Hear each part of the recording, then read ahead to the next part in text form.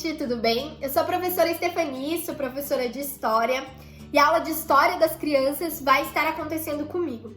Bom, a gente vai estar desenvolvendo um pouquinho sobre a noção do tempo. Então, nesse primeiro vídeo, a gente conversou sobre os objetos, E como a partir desses objetos, como rádio, como câmeras antigas, brinquedos diferentes, e brinquedos do passado deles, que pra gente nem é tão passado, mas pra eles já é um passado muito distante.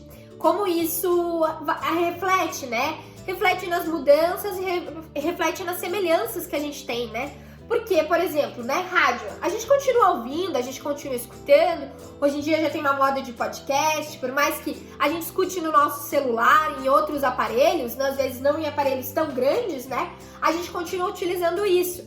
Então é bem importante eles pensarem nisso, Na função que às vezes esses objetos do passado tinham, que eles continuam exercendo na nossa atualidade, Só foram mudando por causa da tecnologia, de aperfeiçoamento e de tantas outras coisas. É bem importante eles pensarem nisso, pensarem na transformação no decorrer do tempo.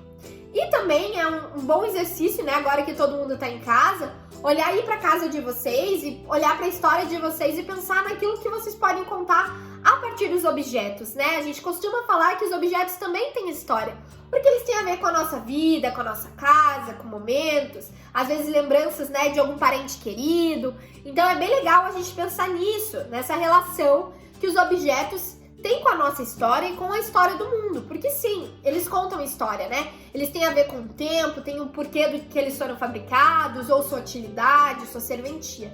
Então é bem legal que as crianças comecem a pensar nisso, E também eles precisam entender essa questão dos documentos, dos objetos. A gente costuma falar que em história, a gente estuda a fonte histórica, que essa fonte é um vestígio do passado. Então, por exemplo, ao olhar para uma fita VHS, por exemplo, do passado, eu consigo ter a noção de que as pessoas não tinham o acesso, aos filmes, por exemplo, quando a gente liga a TV, já acessa a internet hoje em dia, aos diferentes canais, e que elas precisavam comprar essas fitas, não era um acesso tão fácil. Então eu, como historiadora, eu tenho esse olhar, a partir dos objetos. E a gente quer que as crianças tenham esse olhar também, não de historiador, mas de pessoas com uma formação histórica, de um pensamento histórico, de uma atitude historiadora, a olhar para as coisas e se questionar, não estar acostumado só com aquilo que está ali dado para eles, mas pensar, poxa, será que meu brinquedo era assim no passado? Será que esse brinquedo já existia? Como que era no passado? Como que ele mudou?